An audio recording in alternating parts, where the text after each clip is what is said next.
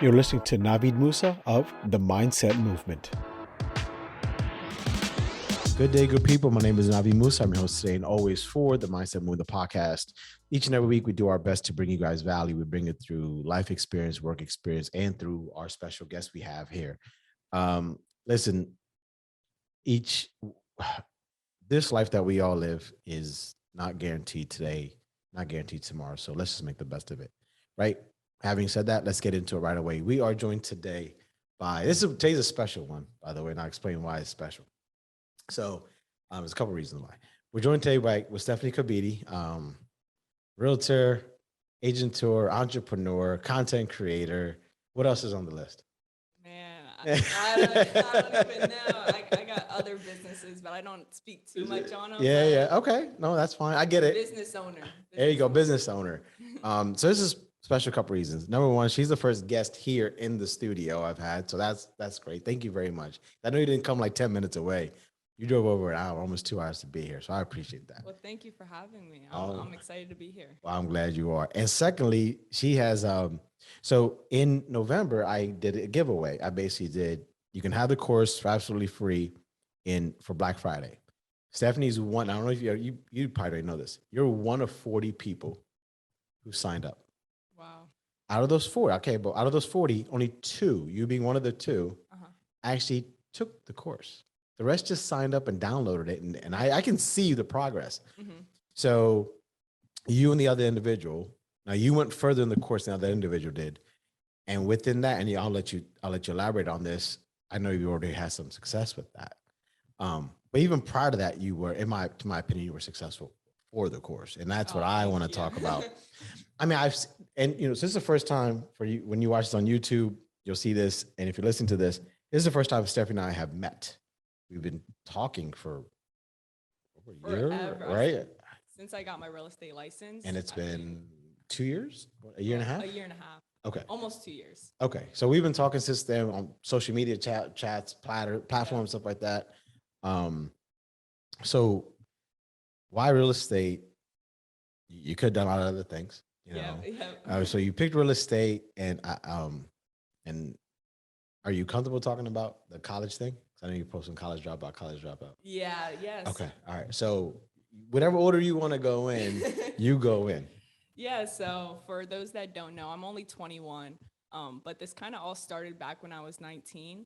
Okay. And, my parents are traditional parents, high school, go to college, that lifestyle, get married, stuff like that. But I didn't see that for myself. I went to college about 2 hours away from me for 5 days, but realized, Mom, come pick me up. This 5 days. What I want. Yeah. Wow. Okay. Yeah. A lot of people don't know that. I was over there at Lock Haven University. Okay.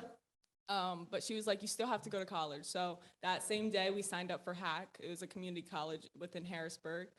Went there for a year and a half, but still had that same feeling like I'm sitting in a class listening to people that don't even own a business that are teaching about business. So different stuff like that, and me just constantly thinking like, I could be making so much money right now and, not be in student loan debt and stuff like that. And it was kind of just eating me alive. And I was just so nervous to tell my parents, like, I just want to leave, I'm done. But this one night I was brushing my teeth and I was like, you know what? I'm tired of it. And I told my mom and she was pretty upset. My dad was, upset as well, but he didn't take it as hard as my mom. But after that, I dropped out of college, working 2 jobs, one full-time job during the week and then a part-time job on the weekend. So pretty busy. And after, working those jobs, I was doing a drop shipping store. So I was working 24/7, just, on that, making money, trying to fund my drop shipping businesses. So after about a month or so, I just felt like it wasn't right. Like my mindset wasn't right. I was constantly thinking about money. Like I'm gonna make a quick 6 figures, which it shouldn't be like that for anyone. And at that time I was working at a warehouse and as a caregiver. So as I was having that mindset, I kind of had that change. I don't know what really caused it, but I'm a Christian and I started reading the word more, started getting into my Bible. And that's That's what really, I figured that like God doesn't want me to have this mindset. He wants me to have that mindset of helping people and, giving back and stuff like Amen. that. There you go. And, just having that other feeling like I'm not going to be at this warehouse job for the rest of my life. So I left that warehouse job and, I was still working as a caregiver. Stopped the drop shipping businesses because I know that's not what God wanted for me at that time. Okay. And as it was March 2020, so COVID Yeah, started that's coming right. around, and the caregiving job kind of stopped. So like I have nothing going for me. I'm day trading stocks here and there, but then it's kind of like, what's my purpose? I'm not in college. I have no jobs right now, and door dashing here and there, but that's not making a living. So I started reading the word more, getting deeper into the Bible as well, and then real estate came to mind. And Really? yeah, it's crazy how Well, thank you, God. yeah, no, seriously. It's crazy how different things just he just puts different things in your mind, and real estate came to mind, and I'm like, I like real estate. And actually 2 years before that all happened, I went to a seminar with my mom. It was like they were trying to sell you something. Yeah, and they usually are. yeah, and went with that, but never thought nothing of it. But when that time came to real estate came back to my mind, and I was like, all right, I'm gonna get my real estate license. So I told my parents, get my real estate license, and they're like, all right, go for it, we'll pay for it, since that was like my college tuition. Okay, all right. Well, that's nice. Yeah, so didn't have to put much money to that. Got done in 29 days. Took a little bit of time to pass the state and national. It took me 2 times I failed the state twice and then passed it on the third, and then passed the national the first try. But then I finally became a real estate agent, and it took some time for me to get my first deal. It took me 9 months. So a long 9 months, but yeah, I'm glad to be where I'm at today. A lot of people, we had at an event last night, and someone at the event is taking the real estate license too. And she said the same thing. She's like, how hard is it? Hope I passed the first time. And I said, listen, I know people who took it 7 times and passed on the 8th time. And I know people who took it the first time and passed it. And those who passed on the first time, they're no longer in real estate. Yep. And taking that test, and no disrespect to the real estate commissions out there in states, Right. it's just a test. It's just like our regular school system. It doesn't mean anything. You could just have good memorization skills, and that's really about it, Literally. and you can pass the test. Like you, I'm college dropout as well. So I understand that. I totally get where you're coming from on that, because it isn't, I mean, you said a very powerful statement. You said, what's my purpose? Mhm. And you're 21, 22, Yes, 21. There's people 3 times your age asking that question. Like, you would realize that, right? And so first of all, I commend you for being so young and identifying that, because there's a lot of people who I think kind of fight that, who will fight the traditional route of go to high school, go to college, get a degree, pay your bills, don't break the law. Like, that's it. That's your basics and stuff like that. Yeah. Go to church on Sundays, go to the mosque on Fridays, and then you're done. That's it. But how big of an impact was the Bible, and how big of an impact was your parents on your decision? Like, you easily could have said, well, they're going to support whatever I do, let me do whatever. But there has been something that kind of, you said just one day you're brushing your teeth, and like, Yeah. why? What was the impact that the Bible gave, Christianity gave, and your parents gave? Yeah, I mean, with doing something and changing, that's a big change. Just dropping out of college. It's hard when nobody really believes in you and you just feel like you're all alone. And that's what I kind of felt. But my sister, she was like, just let her do it. She'll be fine. Give her a year and stuff like that. So she kind of helped me out, I would say, Nice. with that. But I mean, with being a Christian, just having that faith, you know, just knowing that, God didn't get me this far to only get me this far. So like, if I'm here now, I mean, I have nothing to lose. Yeah. I was 19 at the time, or 20 at the time, still living with my parents. So no rent, no nothing like that. So, the number one thing I realized too is what you can't get back is time. So like, throughout all the, time in the world, you could do this, but you'd be 60 and, say you want to get your real estate license then, yeah, you can go for it, but you lost out on all that That's time right. previously that you can't get back. Yeah, it is. And that's, you can't, right? Time is time. And I think, we all have 24 hours in a day. Mhm. And so that's why in my opinion, you see a lot of successful people wake up at 4:30, 5 o'clock. They wake up so early in the morning because they wanted to utilize their time and stuff. And I think, and I understand rest is important and I get it. And I'm 47, right? So I'm more than double your age. So I understand that rest is important, but like my wife, younger than me, she needs 8 hours of function. I need 6 hours of function. I'm good at 6. If I go past 6, I'm like, I've overslept. I can't, like Right. I'm too awake at that point, right? So I think time manipulation, Mhm. right, is where it's at. We all, like I said, we all have 24 hours. It's what you do with it. And there's a meme I saw that one guy said, okay, I woke up at 4:30 in the morning. I drank my coffee. I ran my 5 miles. Where's my $1 million? Well, it's more than just waking up early. It's what you Yeah. do with that time. Yep. So let's talk about that. Let's talk about your time. Now are you still living at home? Yes, I Okay, am. so you live at home. You're a full-time agent. I know recently, and we'll get into that. You got your first deal. Yes. So, and I see you on social media. See your dance skills. Um, what is the day in life of Stefanie? Like, what does that look like? Yeah, so it's crazy because, like, as being an entrepreneur, it's like really we have to be really disciplined with Mhm. what we do. And that's a struggle for me sometimes with like time management and time blocking. But before I would wake up at 4:30 in the morning, go box and stuff like that. But now it kind of changed. So I'm typically waking up around 5:30, Okay. 6 a.m. I go right to reading my Bible. I read for about 30 minutes or so. Then after I'm done reading, kind of get ready for my day. It's been different. Sometimes I go to the gym early in the morning, sometimes midday, sometimes at night. So it just depends on what I have planned for that day. Okay. But typically I like to start cold calling around 10. Um, have about an hour or so cold calling, 15-minute break, cold call again for another hour or so. And that's the thing about real estate. Everything is different. So it's hard to really create a set schedule for yourself because different things just pop up like, hey, I do want to sell my house, or hey, no, we got to change this meeting, or hey, do you want to set an appointment? Different things like that pop up. So creating a schedule can be tough, and that's what I've been working on. But yeah, I mean, in the afternoon, typically around 3 or so, I go with my partner. We drive for dollars sometimes. We cold call in the evening. We'll make cold call lives on like TikTok, Instagram, stuff like that. And then sometimes throughout the day, I will also film a YouTube video, or, check on the flip that I'm working on right now.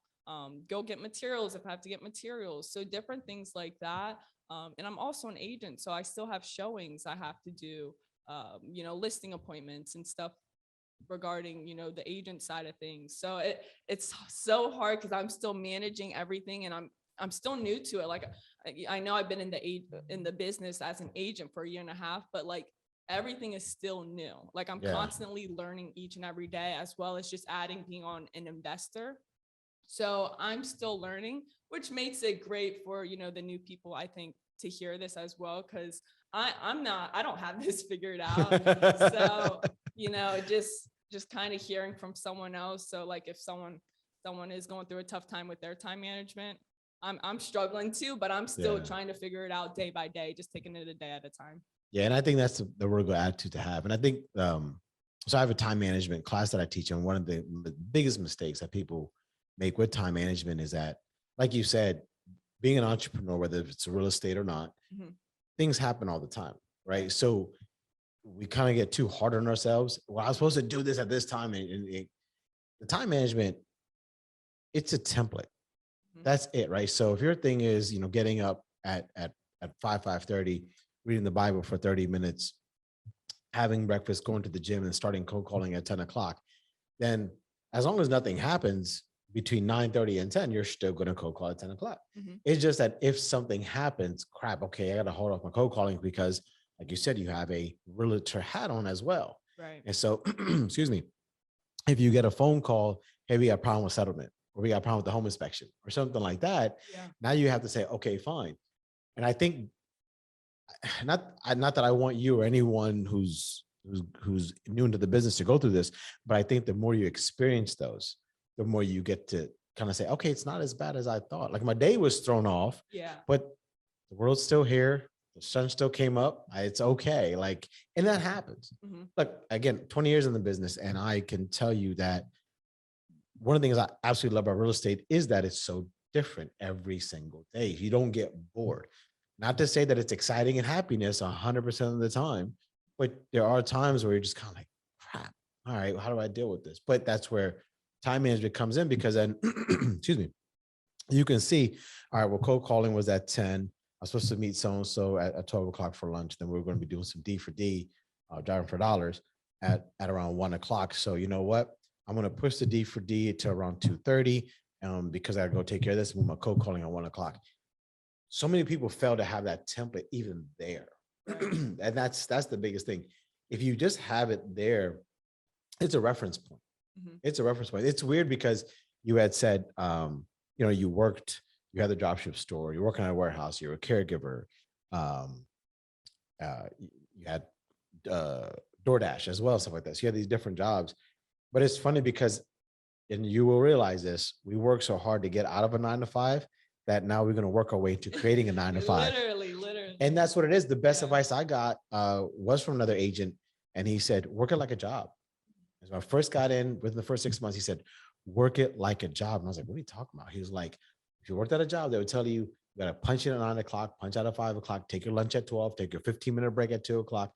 He said, do the same thing for yourself. He said, that way you control your business. I'm like, that's what you mean. So, but that's easier said than done. I know. Because you're hungry at that. You're hungry. You're 21. Oh my gosh. I can only imagine the ambition that I wish is. I got in sooner. Yeah, right. But you know, hindsight's 2020, of course, for all of us.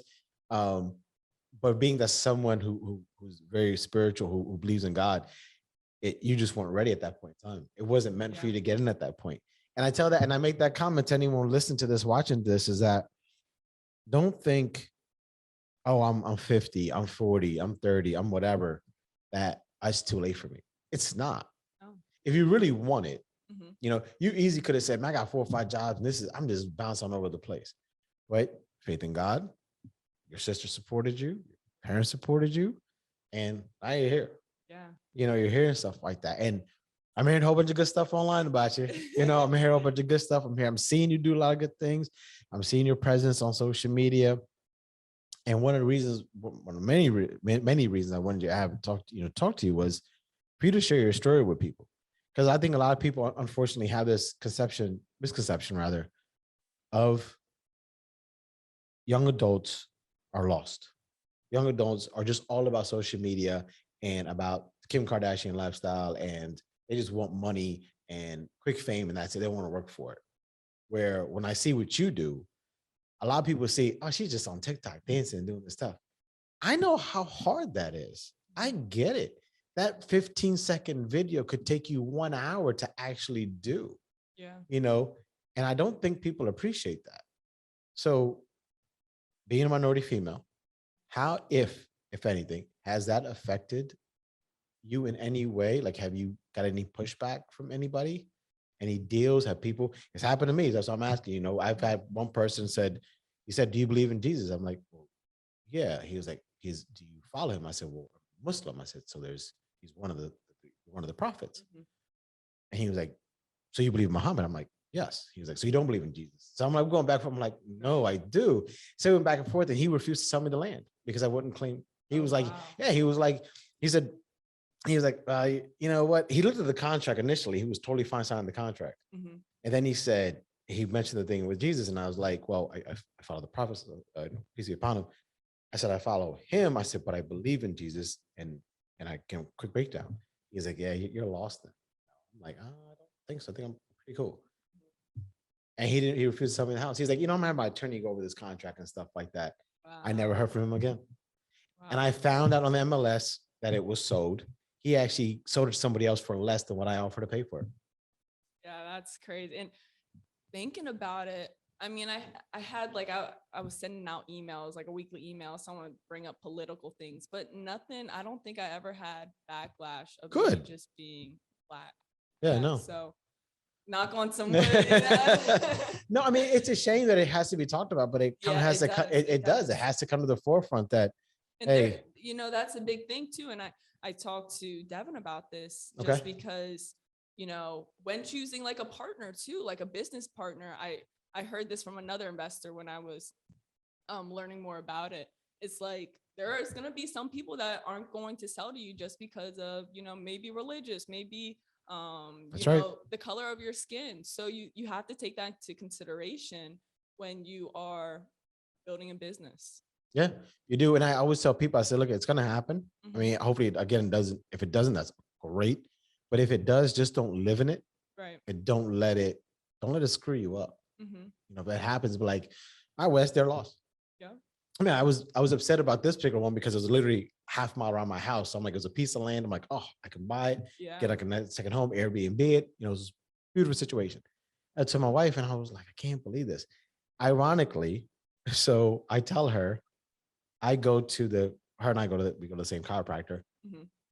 The lady at the chiropractor, she was like, looks at my name. She said, wait a minute, are you so and so? I'm like, yeah, I'm Navid Moosa. Why, is everything okay? Hmm. She was like, my husband talked about you. It's like, who's your husband? He was on the land. Oh. So she worked at the chiropractor over that wife and I went to. Uh-huh. And he was like, he's been trying to call you to buy the land. You haven't called him back. And I was like, so you know what? And didn't have it. She's like 80 something. I didn't have the heart to tell her husband's racist, first of all. Yeah, yeah. Second of all, he hasn't called me at all. You know, I easily could have picked up my phone and saying, here you go. Yeah. Let's scroll through right now. I just said, you know what? I said, I haven't got any messages from him. I was like, but give me his number. Maybe I'll reach out to him. She said, okay. And she never gave me the number. Okay. Right. Stuff like that. And, Mhm. and I didn't ask for it again too. But it just kind of, I was like, I wonder if she even realizes Yeah. what her husband is like. Yeah. All right. So that was it. I kind of was curious because, you know, I mean, I've had people not sell to me for religion, not people selling me color on my skin, not people selling me because I didn't have a college degree. Really? Oh yeah. Wow. I had one gentleman who told me flat out, it was just pride talking. Mhm. And I'm not gonna lie, I was just in the business, it just started, and I started in the short sales and foreclosures. And um, I went, knocked on the door. He filled out my online form. I went and go to the house, or his wife filled it out. I found out his wife filled it out, or put his name in it. So I went there, knocked on the door, and he answers it. And I tell him, so he starts talking. He was like, "What college did you go to?" I said, "Go to college." He was like, "I don't think you can help me out." Oh. And I was like, "Well, I'm not the one who's foreclosure." And I just walked right out. That was it. Now, Oh. hindsight, that probably wasn't the best thing I should have said, you know, but it felt good. I'm not gonna lie, because I'm just like, "What the hell are you?" Yeah. You know, just because I'm have a college degree, your ass is in debt apparently, not me. Yeah. You know, now is it for everybody? I tell my wife did go to college. She graduated, and we have 2 kids. And I tell my boys, listen, you can go either way. Mommy's route, daddy's route. Doesn't make a difference. But we encourage them at least go to school for like marketing. Yeah. Because that's, and I want to talk, that's the reason I'm telling that story is I want to kind of bring that up with you. Yeah. I tell my agents all the time, we don't sell real estate, we sell our time. It's the marketing aspect of it. How much of your day is marketing? Man, I mean, if I'm not cold calling, I'm marketing. Seriously though, because like content creation, it takes time. And like when I'm on my phone, it's like my brain is always on, which, you know, it's great, but like sometimes I just want to, you know, Shut down. Yeah, but I can't. And that's the tough part about it. So like if I'm on TikTok, I'm just scrolling through TikTok. It may look like, oh, she's just, you know, on social media, just having a good time. But no, I'm actually like trying to find trending stuff that, okay, how can I relate this towards real estate? How can I relate this towards my brand? And that's what I'm always doing with that, you know, looking on YouTube. Okay, what's the next thing that I could do that might blow up? So different stuff like that, that's going to help the brand. Cause like once you grow your brand, all your businesses grow with that. And marketing is huge, especially, you know, with being an agent, with being a real estate investor. That's where the generation is going. So a lot of people got to start hopping on this wave. There's a lot of people out there that are nervous with video. Yeah. And that's where it's at. I'm one of them, not gonna lie.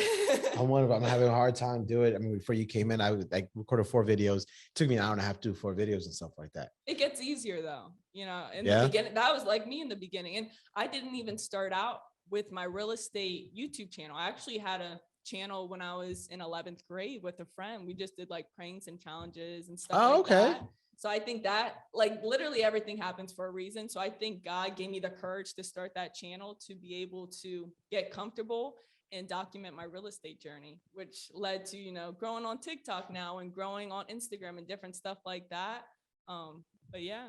What advice would you give to anybody who's thinking about whether it be social media, content creation, and or real estate? Like, are there any bumps and bruises you've gone through so far? I know it's a young career, basically. You just started. But is there any advice you could give to somebody saying, hey, if you're going to do real estate, think about these things. And, or if you're going to do content creation, think about these things.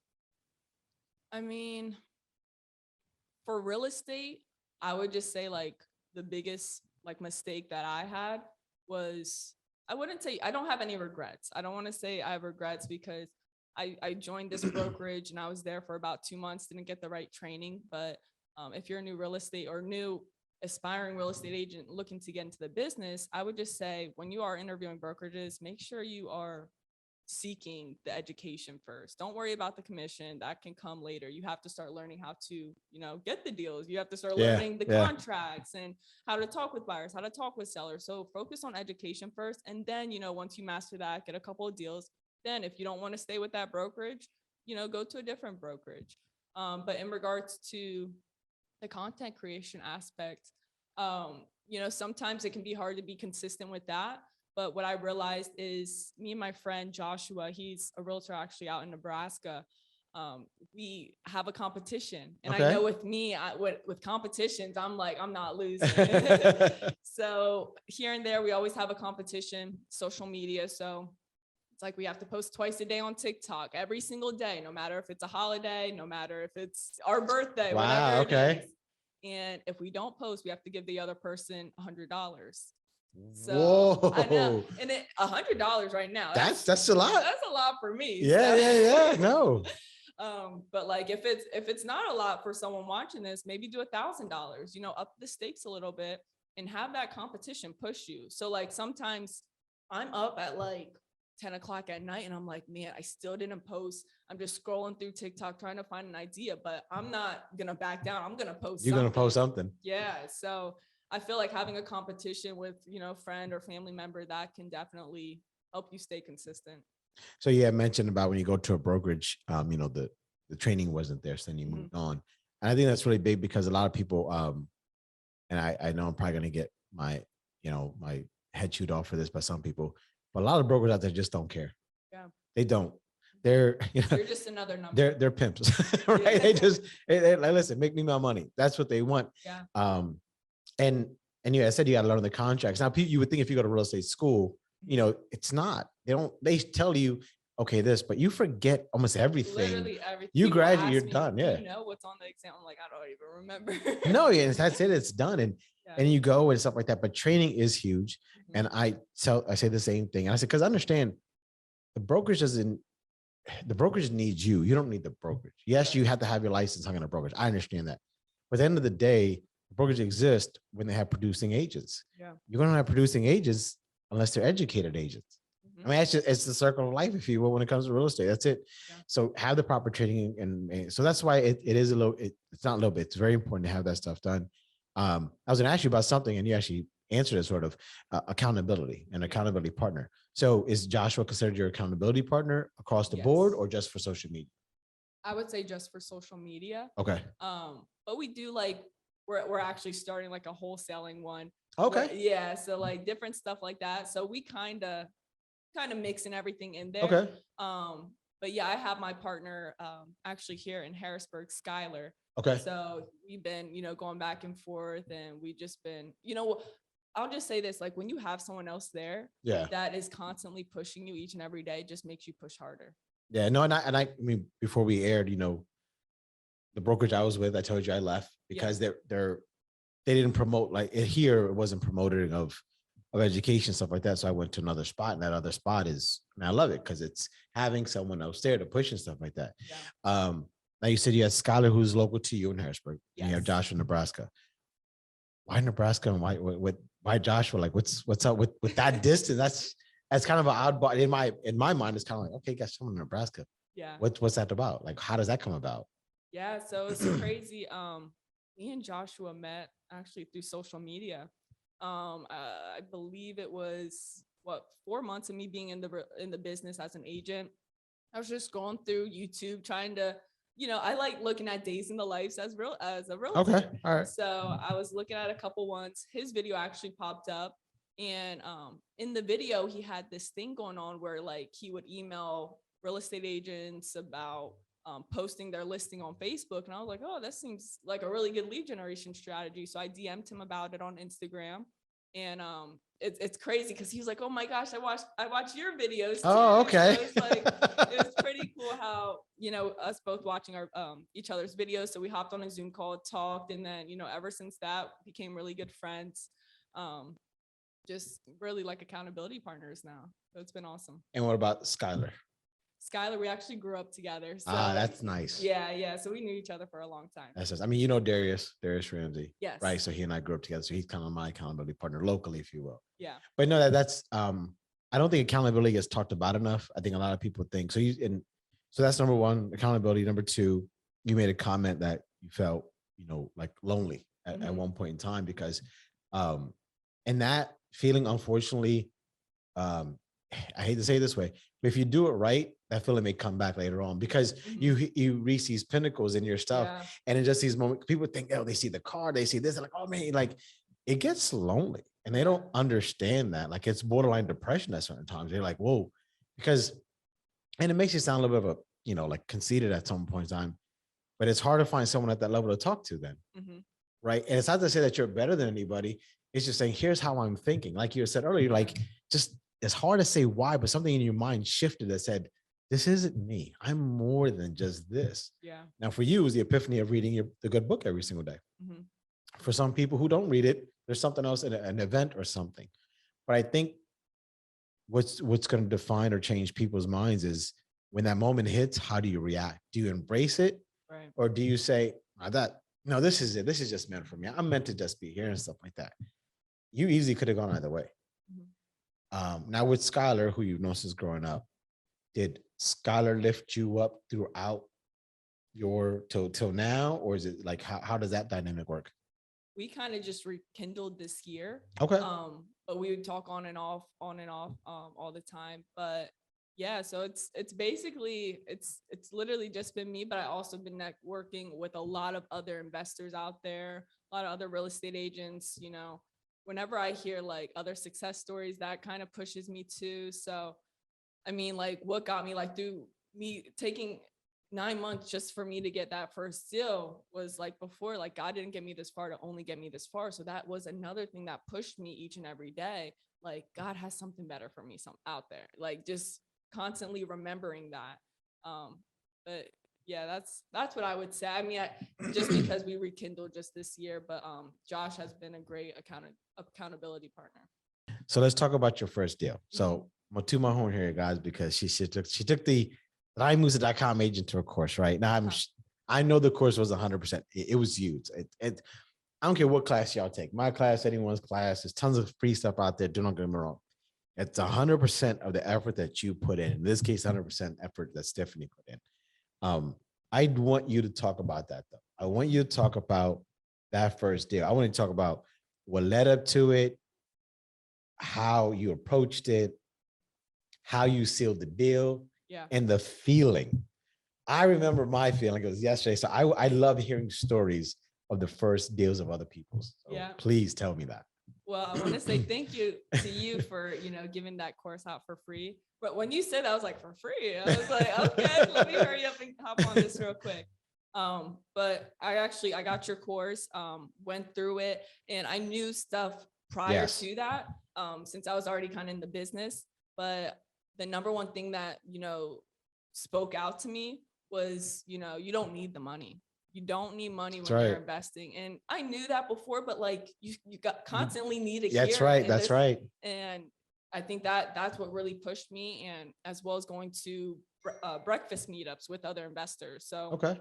my mortgage lender, he holds a breakfast meetup once a month within, Dauphin County area.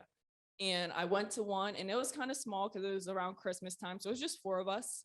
And we were talking, and then they brought up like, Stephanie, like, why don't you have your first deal yet? And I'm like, well, I need the money. I don't know. I need like the down payment. He's like, you don't need the money. Like, just get a deal. Yeah. There's people out there that are willing to fund it. If it's a good deal, there's There gonna you be go. people coming. So I was like, okay, you know what? Watch me. I'm gonna get a deal next week. Well, no, I didn't say next week. I said by the next meetup, which was Okay. about a month from now. All right. And literally the next week after, I was making cold calls for listings. So I wasn't cold calling for wholesale deals okay. or anything like that, but I was cold calling for listings, just doing regular geo leads using Ricky Caruso script. So pretty low pressure approach. Hey, just saw a property recently sold in your area. Just didn't know if there was anything I could do for you. This lady was like, well, my property has mold. So I was like, an investor alert goes There off you in go. my That's head. it. And I was like, well, we can kind of weigh out the options. I would love to come by and see it. So I went over there as like a listing appointment, just to kind of see how bad it is, and brought my listing stuff. I went in, she shows me the mold area, and it's hard to classify that part if it was mold, but there was some mold in there. And she's just touring me throughout the house, and super sweet lady.